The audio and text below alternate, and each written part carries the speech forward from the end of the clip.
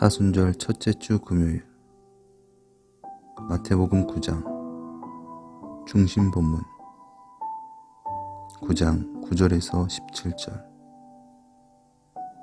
예수께서 지나가시다가 마태라는 사람이 쇠관에 앉아 있는 것을 보셨다. 그가 그에게 나를 따르라고 말씀하셨다. 그리고 그가 자리에서 일어나서 그를 따랐다. 그가 마태의 집에서 앉아 식사를 하러 앉으셨을 때에 많은 세리와 죄인들이 예수와 그의 제자들과 함께 식사를 하러 왔다. 바리새인들이 그것을 보고 그의 제자들에게 말했다. 어찌하여 너희 선생은 세리와 죄인들과 함께 식사를 하느냐? 예수께서 그들의 말을 들으셨다. 그가 말했다. 의사가 필요한 것은 건강한 사람이 아니라 병든 사람들이다. 너희는 가서 내가 원하는 것은 긍휼이지 제사가 아니다라는 말의 의미를 배워라. 나의 일은 의인을 부르는 것이 아니라 죄인을 부르는 것이다. 그때 요한의 제자들이 질문을 가지고 예수를 찾아왔다. 그들이 물었다. 우리와 바리새인들은 굉장히 많이 금식을 하는데 당신의 제자들은 전혀 금식을 하지 않는 것이 어떤 연유입니까? 예수께서 대답하셨다. 결혼식 하객은 금식할 수 없다. 그렇지 않느냐? 신랑이 그들과 함께 있을 동안은 말이다. 하지만 조만간 그들이 신랑을 빼앗길 것이다. 그때에는 그들이 마땅히 금식할 것이다. 그가 계속해서 말씀하셨다. 아무도 새 천 조각을 낡은 옷에 깁지 않는다. 그러면 결국은 그 새 조각이 옷에서 떨어져 나와 처음보다 더 큰 구멍이 생길 것이다. 사람들은 새 포도주를 낡은 부대에 담지 않는다. 그렇게 하면 부대가 터져서 포도주도 쏟아지고 부대도 망가질 것이다. 사람들은 새 포도주는 새 부대에 넣는다. 그래야 둘 다 보존이 된다. 아멘.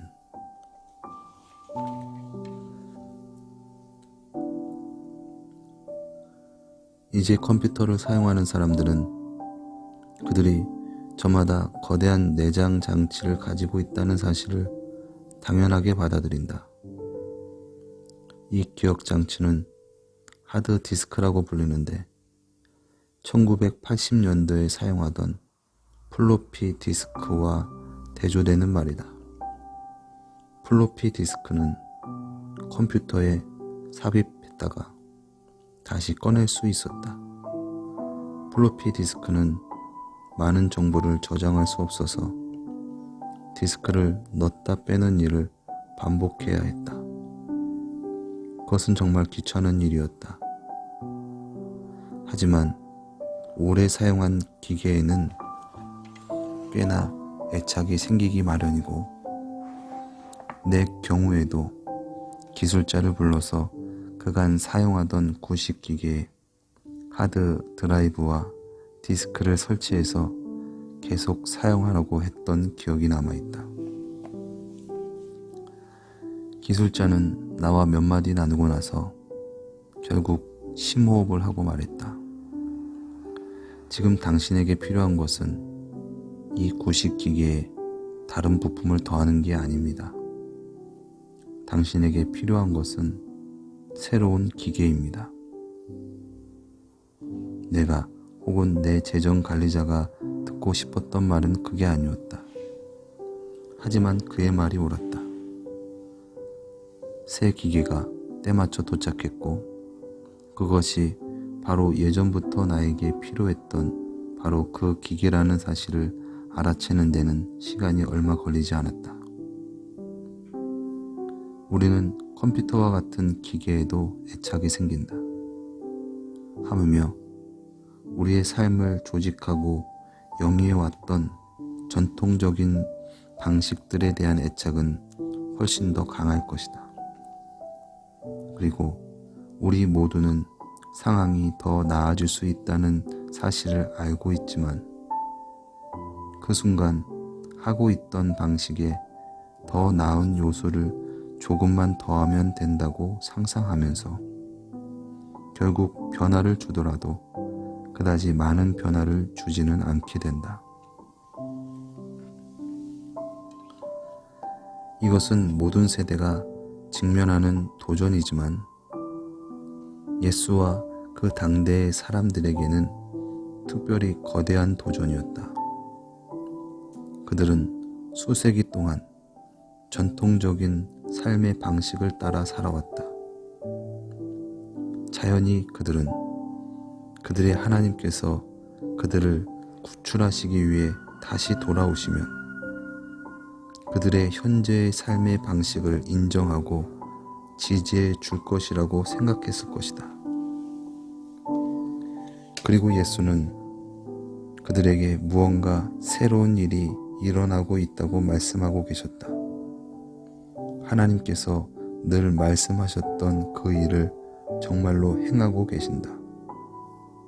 그런데 그들이 그동안 사용해왔던 구식 기계, 그들이 일어날 것으로 기대했던 일들은 이 새로운 순간과는 어울리지 않는다.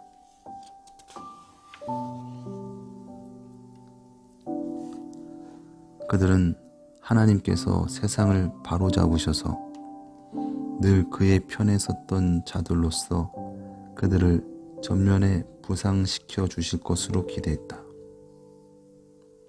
그런데 그들이 깨닫지 못했던 사실이 있었으니 하나님께서 각 개인들을 위해서 그런 일을 행하실 것이지만 그 전까지는 그의 편에 서지 않았던 사람들까지도 포함시킬 것이라는 사실이었다. 예수는 다음과 같은 그림을 활용하셨다. 의사는 건강하게 잘 지내는 사람들이 아닌 병들고 가난한 사람들을 보러 왕진을 다닌다. 다른 말로 하면 그는 그저 기존의 상태를 지지하고 뒷받침하고 있는 것이 아니었다. 그는 우리 같은 사람들에게 훨씬 더 나은 일을, 훨씬 더 흥분되는 일을, 훨씬 더 힘을 북돋는 일을 하고 계셨다. 특별히 그는 슬픔과 기다림이 주저였던 분위기 전체를 찬양과 희망의 분위기로 대체시키고 계셨다. 그들은 정기적으로 금식하면서 그들 민족이 끔찍한 재앙을 겪었던 오래전의 사건을 기념하곤 했다. 예수가 오신 이유는 앞으로 늘 찬양으로 기념해야 할 일을 행하기 위함이었으니 금식은 그와는 어울리지 않았다. 이것은 혁명적인 이야기였다. 하지만 예수의 사역에 딱 맞는 이야기였다. 오늘날 우리가 사순절에 금식하는 것은 이 세상에 그리고 우리 자신의 삶 속에 여전히 가득한 죄와 슬픔을 되새기기 위해서다. 하나님은 예수 안에서 그리고 예수를 통해서 새로운 세상을 창조하셨다. 새 옷감은 옷에 기우려 하지 말고 새 포도주를 낡은 부대에 담그려 하지 말라. 하나님은 모든 것을 새롭게 만들어 가고 계시며 우리를 그 파티로 초대하고 계신다.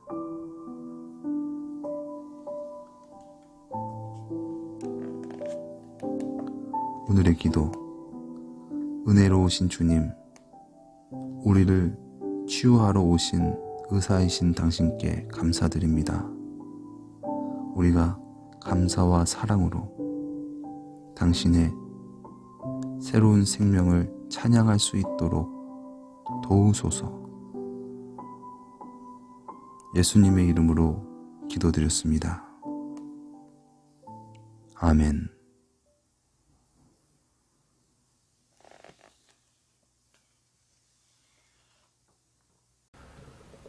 많은 은혜 받으신 줄 믿습니다. 오늘 우리가 함께 본 말씀은 하나님의 나라를 맞이하는 자의 태도에 대해서 말씀하고 있는 것 같습니다.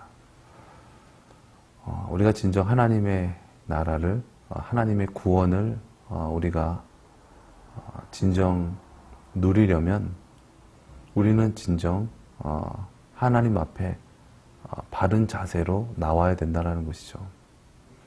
오늘 본문 말씀에서 예수님과 이 죄인들과 또 이 세리들과 함께 이 음식을 잡수시면서 그런 광경을 보면서 이 바리새인들이 예수님의 제자들에게 묻습니다.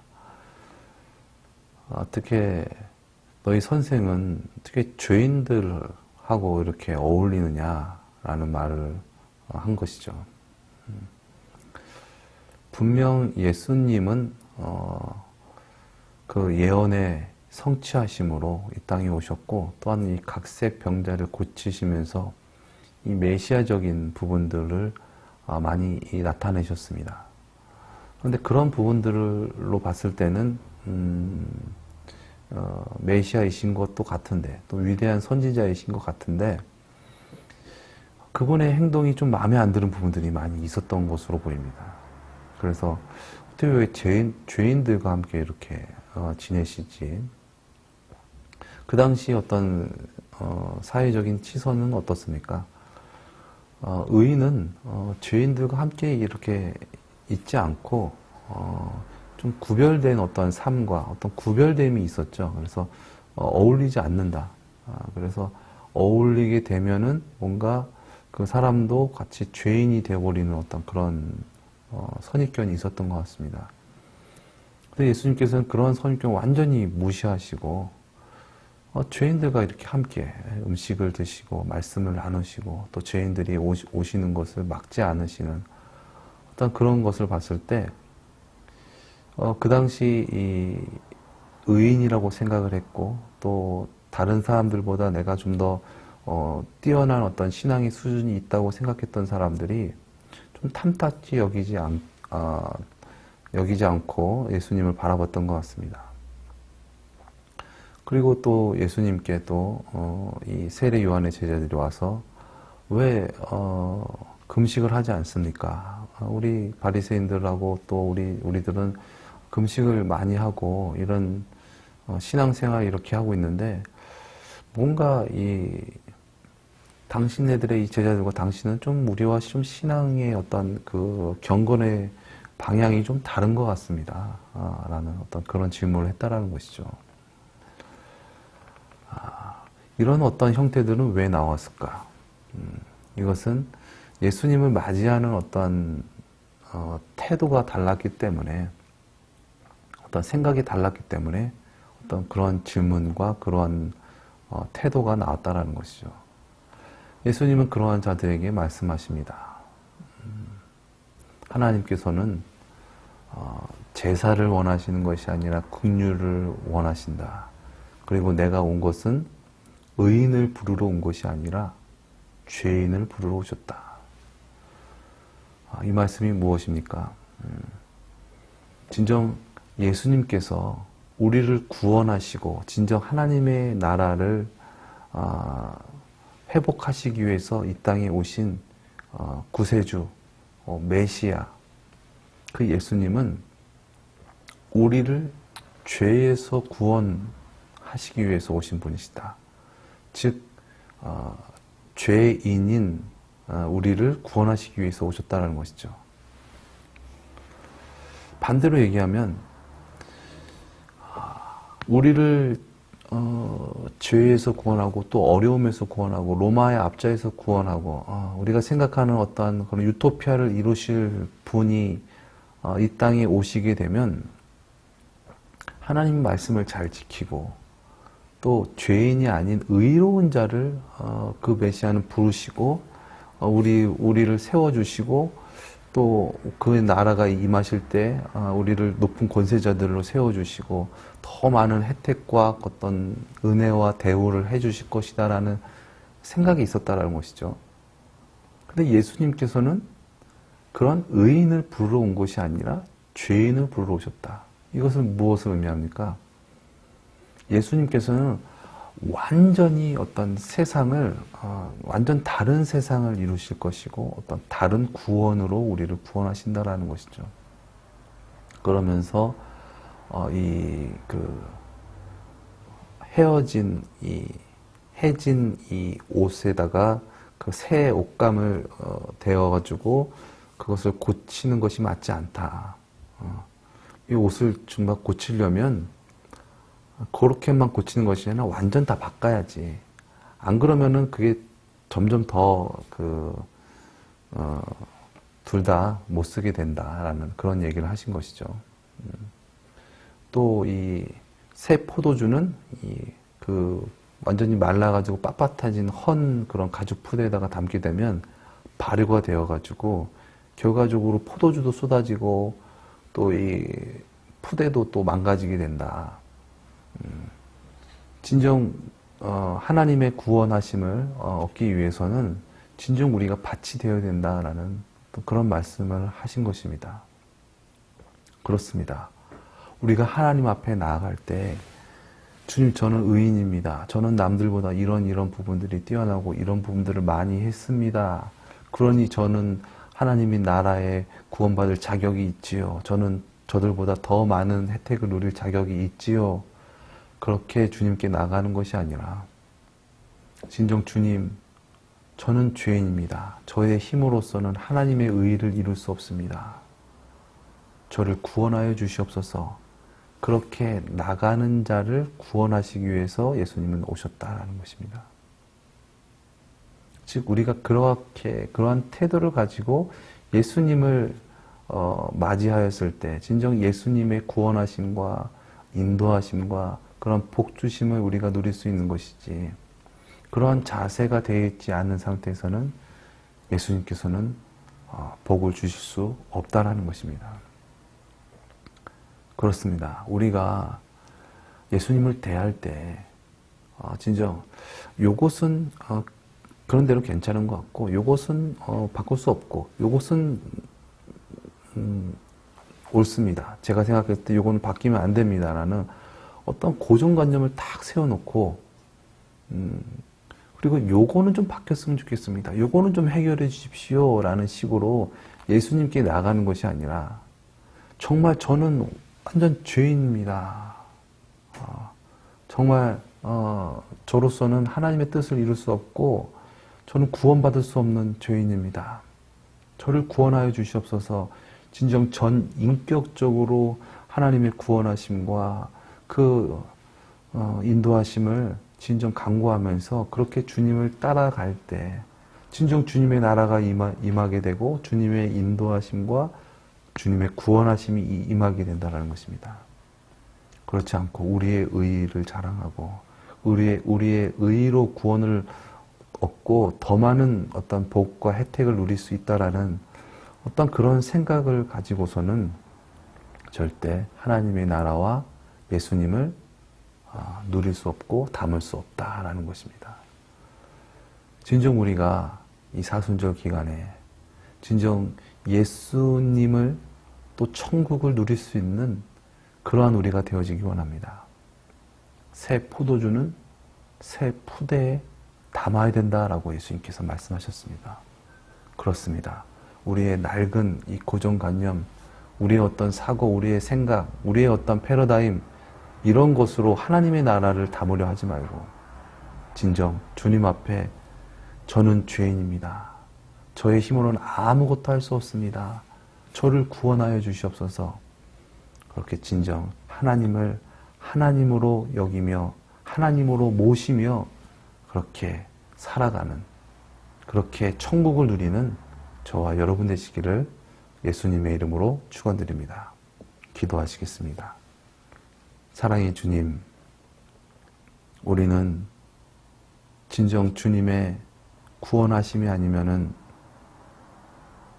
멸망할 수밖에 없는 연약한 존재임을 진정 주님 앞에 고백하게 하시고, 그러한 우리를 부르시고 구원하시면서 하나님의 자녀의 권세를 주시기를 원하시는 그 예수님께 진정으로 예배하는 그러한 우리가 되어지기 원합니다. 그리하여서 이 세상 살아갈 때 주 예수와 동행하니 그 어디나 하늘나라 고백하며 능력 있게 살아가는 우리 모두가 되어지게 하여 주시옵소서.